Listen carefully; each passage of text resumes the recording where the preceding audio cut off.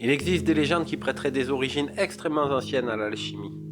Elles remonteraient à bien avant le mythique déluge, il y a plus de 12 000 ans, à une époque où des civilisations antédiluviennes telles que l'Atlantide rayonnaient encore sur Terre. Elle aurait été enseignée aux premiers hommes par le dieu Thoth, puis transmise de génération en génération jusqu'au cataclysme.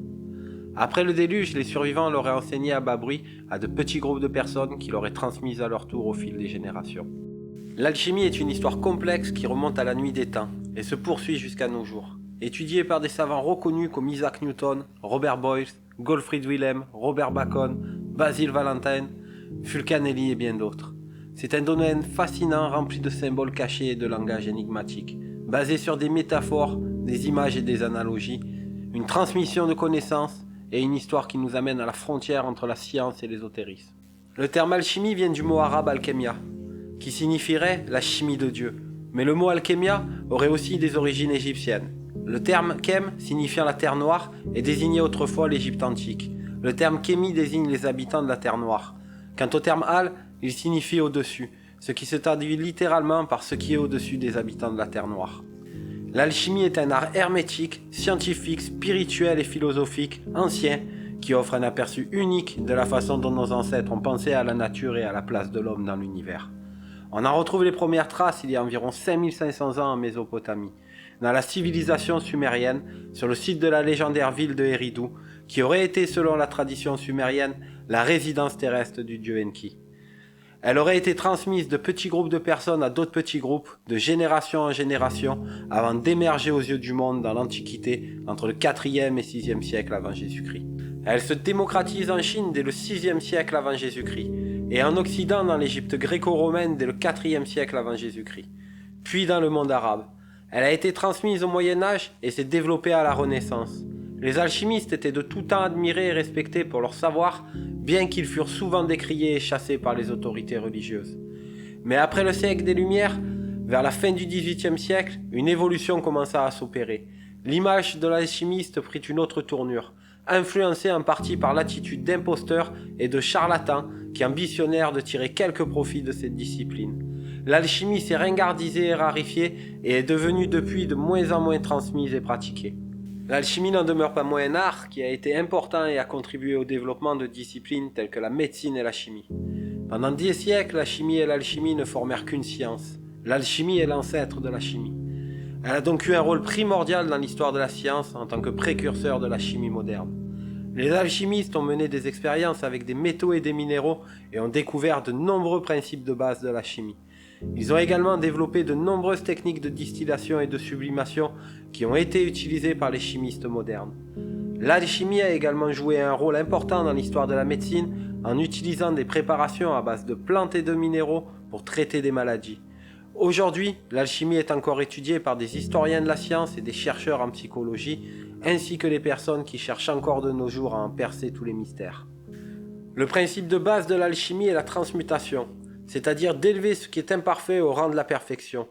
L'alchimie vise en partie à comprendre et à manipuler les éléments fondamentaux de la matière, notamment les métaux, avec pour objectif principal le grand œuvre, c'est-à-dire la réalisation de la pierre philosophale. Un agent capable de transmuter les métaux vils en métaux nobles comme l'or, ainsi que la recherche d'un élixir de longue vie et d'une panacée, qui est un remède universel contre tous les maux et capable de résoudre tous les problèmes. Les alchimistes ont développé au fil des siècles une symbolique riche qui utilise des images d'animaux, de plantes, de métaux et d'autres encore, pour représenter les différentes étapes de la transmutation matérielle et spirituelle. En utilisant ces symboles, les alchimistes ont pu exprimer des idées profondes sur la nature de l'homme et de l'univers de manière cryptée. Ces symboles mystiques et ces métaphores, notamment la langue des oiseaux, avaient pour but de dissimuler leurs connaissances, car ils craignaient la persécution des autorités de chaque époque et que leur art ne tombe dans des mains de personnes sceptiques, avides de richesses matérielles, qui l'ont d'ailleurs souvent fort décrié au fil des siècles, peut-être car ils ne peuvent accéder à ces véritables secrets. Il serait erroné de voir l'alchimie simplement comme l'art de faire de l'or et l'alchimiste comme faiseur d'or, comme quelqu'un qui cherche à s'enrichir au moindre frais possible et le plus souvent aux dépens d'autrui. L'alchimie est bien plus que cela. Les tentatives expérimentales des vrais alchimistes pour transmuter les métaux sont entreprises non pour s'enrichir, mais pour atteindre un niveau de conscience supérieur.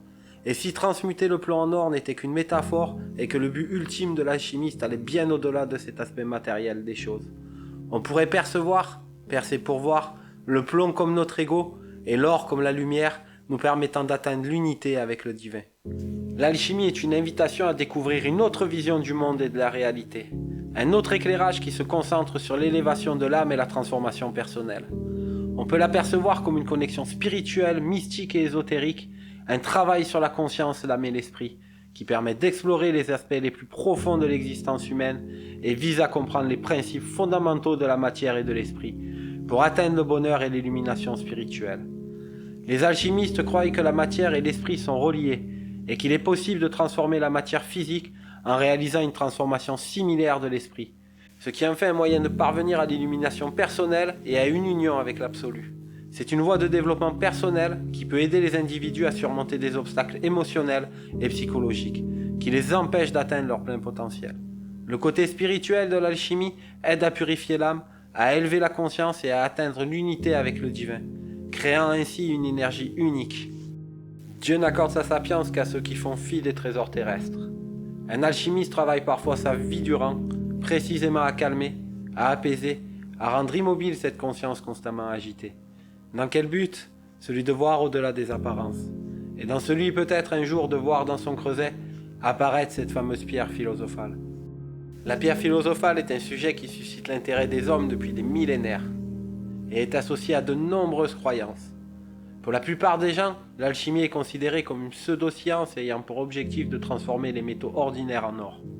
La pierre philosophale est souvent associée à cette croyance, étant donné qu'elle serait capable de transmuter les métaux en or lorsqu'elle est en contact avec eux. Cependant, pour ceux qui s'intéressent véritablement à l'alchimie, la pierre philosophale a une signification bien plus profonde. Elle est considérée comme le résultat final d'un processus de transformation personnelle, un symbole d'éveil spirituel. L'alchimiste devient lui-même la pierre philosophale. La pierre philosophale n'est pas un objet physique ni une substance particulière, mais plutôt un état d'être, une connaissance parfaite qui se cache en tout être humain, mais qui est accessible uniquement pour un petit nombre d'initiés. Elle représente l'idée que le paradis est potentiellement à chacun d'entre nous, mais que seuls ceux qui connaissent les secrets de l'alchimie peuvent y accéder.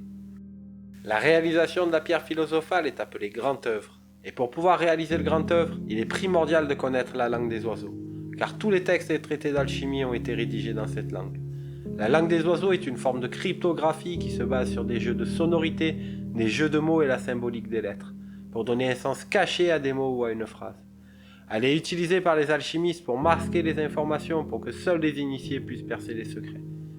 René Guénon, dans son livre Les symboles de la science cachée, considère qu'elle est la métaphore de la communication de l'humain avec les êtres supérieurs que sont les anges, et qu'elle serait apparue avec le légendaire roi Salomon qui aurait été instruit à cette langue.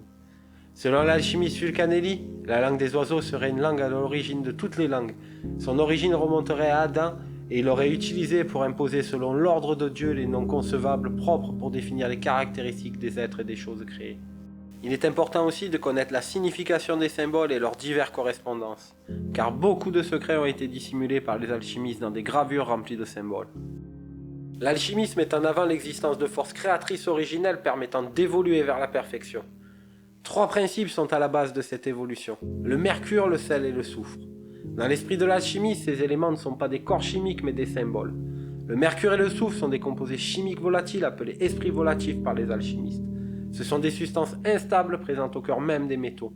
Le soufre, qui est l'esprit de la matière, est considéré comme le principe mâle et actif. Il est associé à l'élément du feu, qui lui permet d'obtenir la chaleur et sécheresse.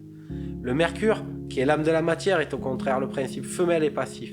Il se lie à l'eau permettant le froid et l'humidité. L'union de ces 2 principes peut créer des composés naturels humides, secs, froids ou chauds et font partie des différentes recettes alchimiques. Enfin, le sel, 3e principe, qui est le corps de la matière, a un effet qui contribue à l'équilibre de la matière minérale et donne certaine stabilité dans la composition. Selon l'alchimiste Paracels, le soufre brûle, le mercure fume et le sel crée des cendres. Au moment où l'alchimiste décompose un principe, il y découvre ce qui le constitue. Le principe du mercure s'envole de la façon volatile, le soufre se sépare à la manière d'une huile et le sel se transmue en une matière transparente cristalline. La maîtrise de l'alchimie n'est possible que par l'utilisation de ces 3 principes associés aux 4 éléments fondamentaux que sont l'eau, l'air, la terre et le feu. Ces principes fonctionnant de concert, ils ont pour finalité d'expliquer les cycles de la vie humaine, animale, végétale et minérale, ainsi que les cycles de l'âme, de la vie, de la mort et de la résurrection. Pour réaliser son but, l'alchimiste utilise 7 métaux plus ou moins purs. À chacun de ces métaux, il associe 7 planètes, 7 couleurs, ainsi qu'un des 7 péchés capitaux.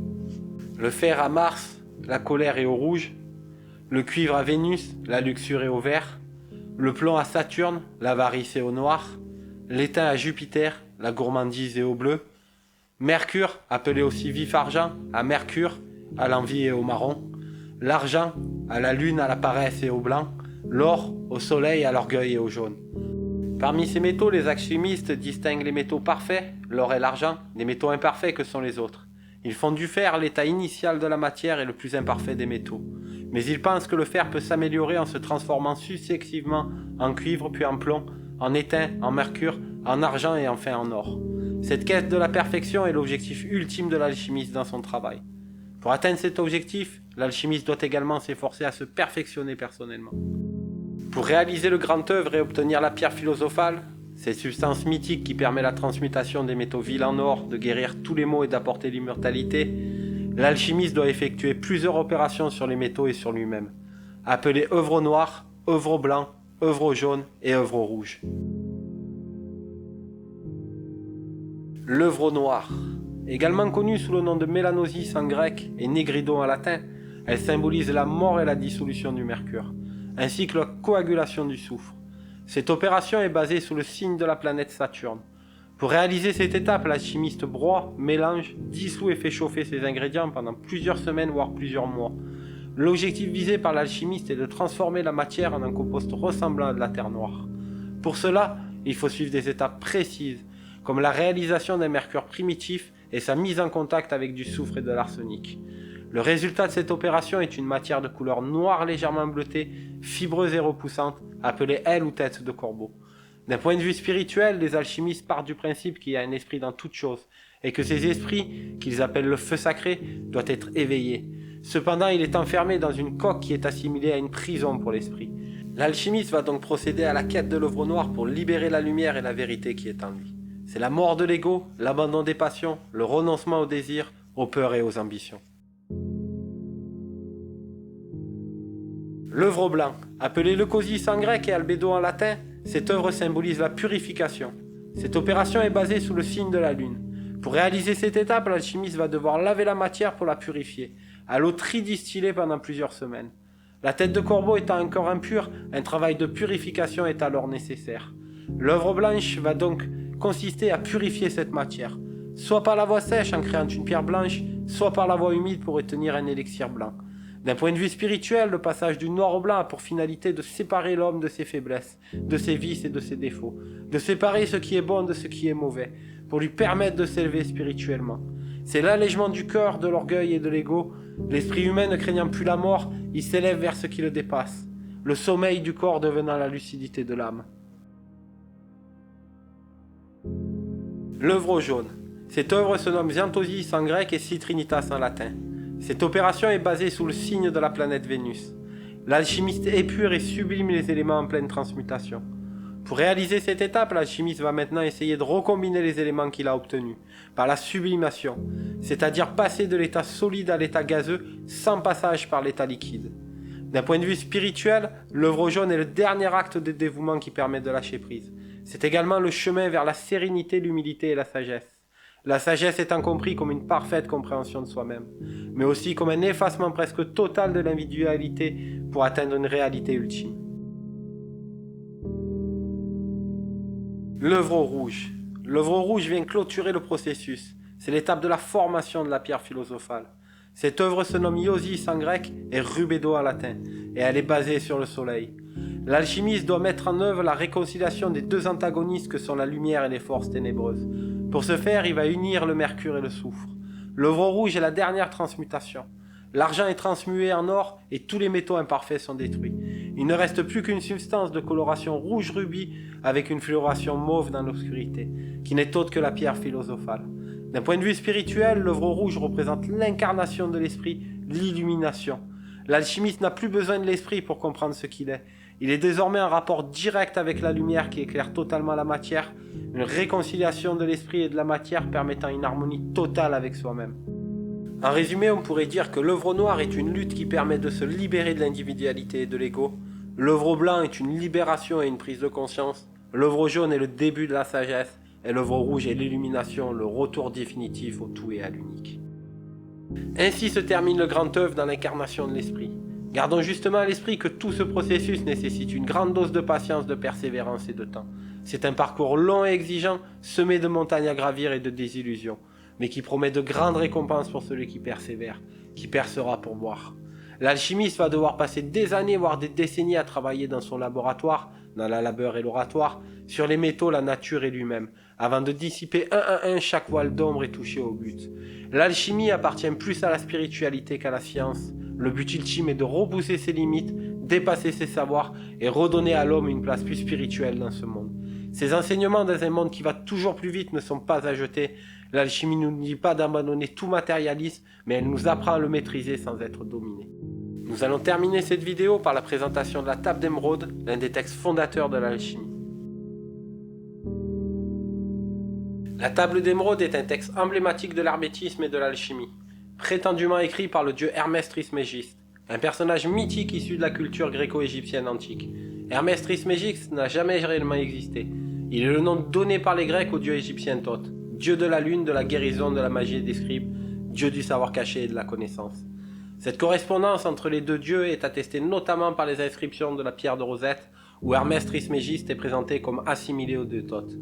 Il est crédité d'une grande quantité de traités sur la science, la philosophie, la magie et la médecine. La table d'émeraude contient un texte court mais complexe et mystérieux. Il fait partie des écrits les plus accessibles de l'hermétisme malgré les termes complexes qu'il contient. Les formules utilisées sont moins difficiles à comprendre que celles de nombreux autres textes. Aujourd'hui, la table d'émeraude est considérée comme une référence pour les hermétistes, les alchimistes, les francs-maçons et les adeptes des courants ésotériques et occultistes qui cherchent à percer les mystères de l'existence. C'est l'un des textes mystiques et philosophiques les plus étudiés. C'est grâce aux Arabes que les Occidentaux ont eu connaissance de ce texte au Xe siècle. Le manuscrit arabe le plus ancien date du VIe siècle, et il est censé être basé sur un manuscrit en grec datant du IVe siècle après Jésus-Christ, qui proviendrait d'Alexandrie. Des confréries hermétiques et gnostiques se sont développées autour d'Alexandrie à la fin du 1er siècle, fondées par des Grecs et des Égyptiens qui ont associé les principes de la philosophie grecque aux croyances égyptiennes anciennes. Ainsi, la pensée rationnelle grecque a évolué vers la magie et l'astrologie, et de véritables cultes du mystère ont été fondés. L'hermétisme est né au IIIe siècle, époque à laquelle on constate l'apparition de nombreux textes attribués à Hermès. Les traités hermétiques contenant la table d'émeraude ont été traduits en latin au XIIe siècle par des traducteurs tels que Hugues de Santalla, Jean de Sévillé et Philippe de Tripoli. Les alchimistes du Moyen-Âge et de la Renaissance ont ensuite approprié ce texte et ont fini par le considérer comme leur référence absolue. Il existe différentes légendes à propos de l'origine de la tablette d'émeraude. Selon l'une d'elles, rapportée dans le texte du livre des secrets de la création, Thoth aurait gravé le texte sacré sur une tablette en émeraude qu'il aurait déposée dans sa tombe avant de s'élever vers le ciel. D'autres versions racontent la découverte dans un temple ou une crypte d'un vieillard assis sur un trône tenant la tablette d'émeraude et un livre, ou encore dans la chambre secrète d'une pyramide. Il est important de noter que l'émeraude est une pierre précieuse traditionnellement associée au dieu Thoth. En fait, selon une légende médiévale arthurienne et alchimique, une émeraude serait tombée du front de Lucifer durant son combat avec l'archange Michael. Après la perte de cette pierre, Lucifer est condamné à errer misérablement jusqu'à ce qu'il retrouve l'émeraude. Cette pierre aurait le pouvoir de métamorphoser tous ceux qui la touchent et de conférer l'immortalité. Plusieurs légendes rapportent que le Graal serait un vase taillé dans l'émeraude de Lucifer. Voici le texte complet de la table d'émeraude. Il est vrai, sans mensonge, certain et très véritable. Ce qui est en bas est comme ce qui est en haut, et ce qui est en haut est comme ce qui est en bas, pour faire les miracles d'une seule chose. Et comme toutes les choses ont été, et sont venues d'un, par la médiation d'un, ainsi toutes les choses ont été nées de cette chose unique par adaptation. Le soleil en est le père, la lune est sa mère, le vent l'a porté dans son ventre et la terre est sa nourrice. Le père de tout ce terrestre, mais le monde est ici. Sa force ou sa puissance est entière, si elle est convertie en terre. Tu sépareras de la terre et le feu, la subtile de l'épais, doucement avec grande industrie. Il monte de la terre au ciel, et d'heure chef il descend en terre, et il reçoit la force des choses supérieures et inférieures. Tu auras par ce moyen la gloire de tout le monde, et pour cela toute l'obscurité s'enfuira de toi. C'est la force forte de toutes les forces, car elle vaincra toute chose subtile, et pénétrera toute chose solide. Ainsi le monde a été créé. De ceux-ci seront et sortiront d'admirables adaptations, desquelles le moyen en est ici. C'est pourquoi j'ai été appelé Hermès Trismégiste, ayant les 3 parties de la philosophie de tout le monde. Ce que j'ai dit de l'opération du soleil est accompli et parachevé. Voilà, on arrive à la fin de cette vidéo. Merci d'avoir pris le temps de la regarder. J'espère qu'elle vous a plu. N'hésitez pas à me dire en commentaire ce que vous en avez pensé. Je vous dis à très bientôt pour de nouvelles histoires. Bye bye.